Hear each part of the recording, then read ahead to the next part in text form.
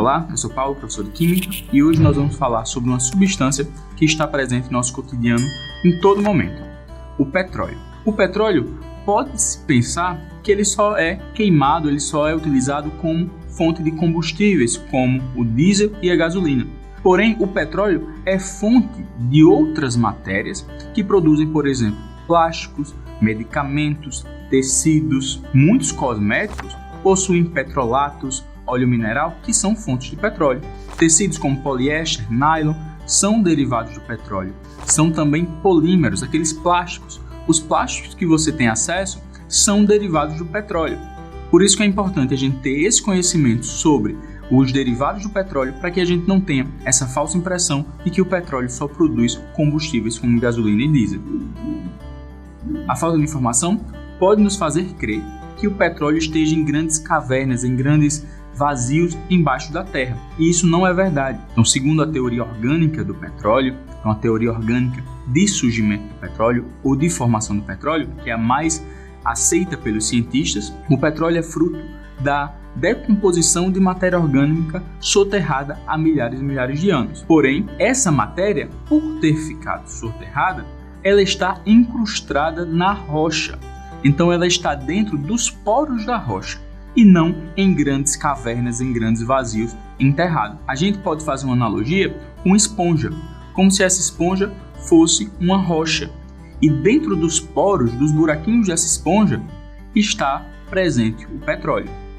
Por isso que é tão difícil a gente encontrar reservas realmente viáveis dessa matéria-prima. Esses reservatórios têm que estar com propriedades que auxiliem e que possibilitem a retirada desse óleo incrustado em suas rochas. E tem que ter quantidade suficiente e que vale a pena o gasto financeiro ao perfurar lugares muito difíceis como o pré-sal.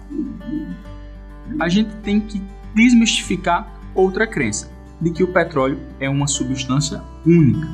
Então, aqui está um petróleo viscoso, mas a gente tem que refletir sobre isso daqui não é uma substância pura, isso daqui não é uma única substância. O petróleo é uma mistura de hidrocarbonetos, uma mistura de outras substâncias, como por exemplo, aqui a gente tem carbonos ou cadeias carbônicas da gasolina, do propano, do butano, que são o gás de efeito de petróleo, aquele do botijão de gás. A gente tem subprodutos que vai produzir tecidos plásticos como poliéster, tudo isso aqui, solventes orgânicos, todos misturados, e a gente precisa separar através de métodos de separação de mistura. O método utilizado é justamente a destilação fracionada.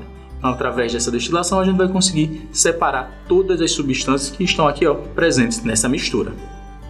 A gente pode observar que esse petróleo ele é bem viscoso. A gente pode considerar que ele não é um petróleo de grande qualidade. Por quê?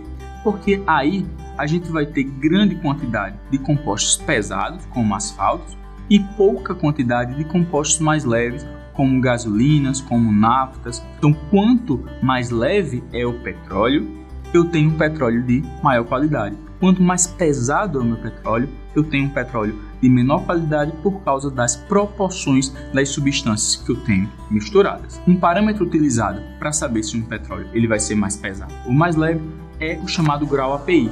Quanto maior esse grau API, maior é a qualidade desse petróleo. Quanto menor é o grau API, mais pesado é esse petróleo. Não é dito que ele tem uma menor qualidade, porque ele vai dar origem a subprodutos mais baratos. Vamos ver isso numa questão?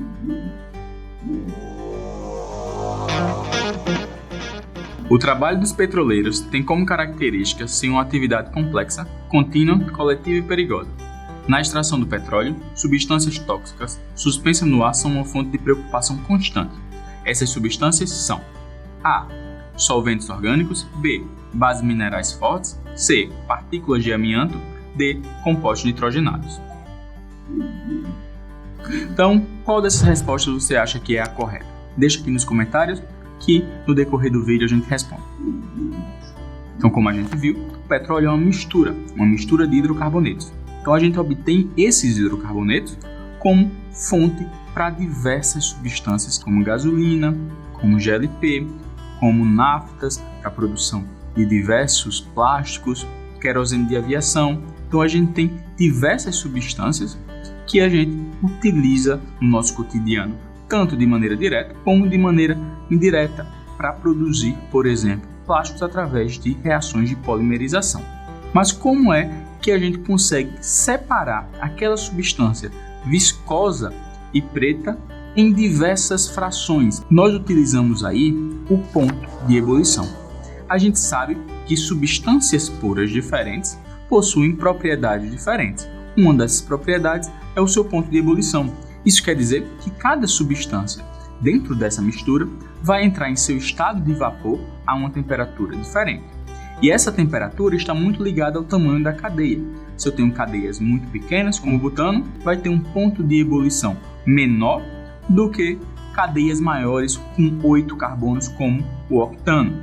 Cada substância dessa, que vai ter uma cadeia carbônica diferente, terá um ponto de ebulição.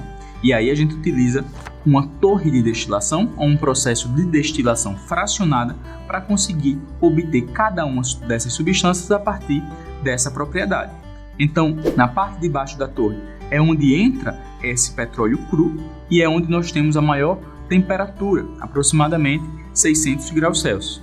Ali a gente vai ficar com a parte mais pesada, como o asfalto, o piche, e na parte mais superior dessa torre a gente tem a menor temperatura, que é próxima à temperatura ambiente, que é onde nós vamos obter os compostos gasosos, como metano, etano, propano, butano. Então essas substâncias que têm cadeia carbônica menores, nós vamos obter na parte de cima dessa torre.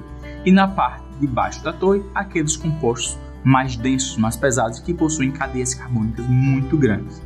E no meio da torre, a gente vai ter aquelas substâncias intermediárias, como vocês podem observar na imagem.